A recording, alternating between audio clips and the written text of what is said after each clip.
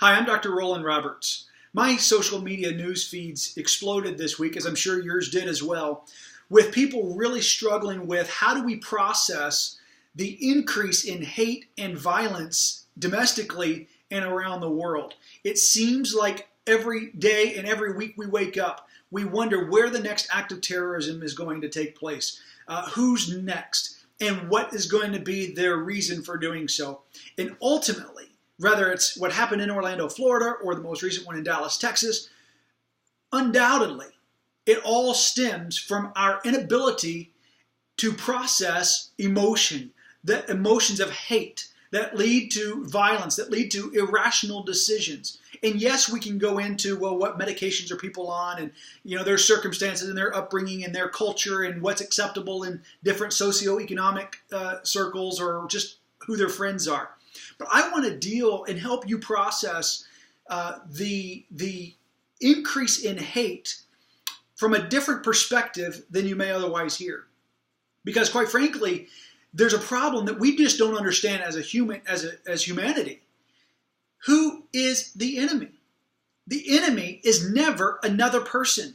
It is not the coworker. It is not the boss. It is not the spouse or the partner. It is not the person of a different faith. It is not the person who doesn't think the way you do about politics or any other category. The enemy is not someone who thinks different, looks different, or acts different, or holds different positions than you. We have, as people, that is very shallow thinking to immediately place, if we don't place hate or resentment on a person, even if it's what we feel is deserved. Well, they have wronged us. They have hurt us. They have done evil against us. And so we place our emotions, our negative feelings, emotions, our hate, on them as the object of that pain, as a way of dealing with it. The problem is we don't end up dealing with it. That hate festers, it grows, and it manifests itself in other areas. In fact, we tend to hate over less and less and less wrongs as life progresses. And so that's why you have adults who struggle in relationships, who struggle at work, who struggle just getting along with other people. Over 70% of the terminations that happen in corporate America every single day is the number one reason is failure to get along with other people. It's not lack of skill. It's not lack of knowledge. It's not that they're not doing their job. It's they can't get along with other people. And it's because, imagine, if you will, the picture of every time somebody hurts you, you just stack it on. You add to the backpack. And that backpack just keeps getting bigger and bigger. And your wall keeps growing. You keep adding layers to that wall. And it makes it to where you are very difficult, if not impossible, and very unbearable to get along with as a person because of all of the walls that have been built. And so what I want to do is share with you over the next few moments a better way, a different way to handle and process that hate, so you can then be the example of what the rest of humanity should do and how to process hate. And the better you get at processing your own emotions, then when national or international disasters and crisis happens, like what we're seeing on an increasingly frequent basis, you will be better equipped to handle it. And that's what I want for you. Because if not, you're going to get eaten up, eaten alive with bitterness. So what I want to do to help you in your life is to acknowledge. I want you to think about the person or people or groups or whatever it is that you hate most in your life. The person, the people that represent the most harm, the most hurt in your life. You got them in your mind? Okay. Now I want you to think deeper. That's where most people stop. I hate you, I hate you, I hate you, I hate you. You did this to me and I'm never going to let it go. I'm never going to forgive. And, so you've got that person or group or thing in your mind. All right. I want you to do something that the vast majority of humanity will never do. I want you to look past that person for a moment.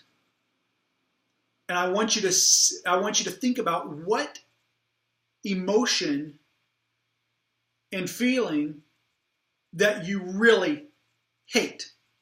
What was it that they did that made you that created those feelings of hate and anger in you. Because they are just the vessel, they are just the frame that did it. Okay, there's an emotion, there are things there that you hate more. Maybe it was some kind of loss that you experienced. Maybe it was a loss of self-respect, or a loss of dignity, or a financial loss, or an emotional loss, a hurt in a relationship, or something along those lines. You have to see past the individual that caused that pain. Don't make them the object of the hate. Make the ideology, make the platform, make the inanimate object the object of your grief and hate and anger.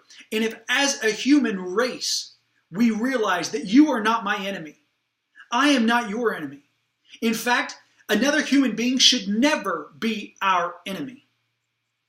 Human beings only represent different ideologies and different thoughts and different walks of life, much less over such petty things as race and religion and sexual orientation and what you choose to do with your life. There are so much bigger issues that we as a human race should hate and should address. And we can only do that when we recognize who the real enemy is, and it is never another person. It's never another person. It may be a behavior, it may be an action, but it is not a person. So my challenge to you, to help you process acts of violence and crisis in your life and in our country, is to inanimate the hate. Create an object of that hate that is not another person, because as long as your hate is represented as another person, then you don't even understand who the enemy is. You're fighting the wrong enemy, which means you don't ever get victory. You don't ever win that war. And what I want for you is for you to be able to live your best life. I want you to be able to wake up inspired and excited by life, regardless of what happens. Life doesn't have to be rosy and perfect for you to be happy, but it does require you to redefine how you process hate personally. And then once you do that, you will better be able to process and help other people process world crisis, acts of terrorism, natural disasters. And when the why questions start coming, and how did this happen, and how did we get here, and what do we do, that's when you start realizing, hey, not only is our enemy not one another, but we actually need each other. We can maintain our independence as individuals and as a nation and as a body of nations, and still work together to address the real enemies and the root of hate.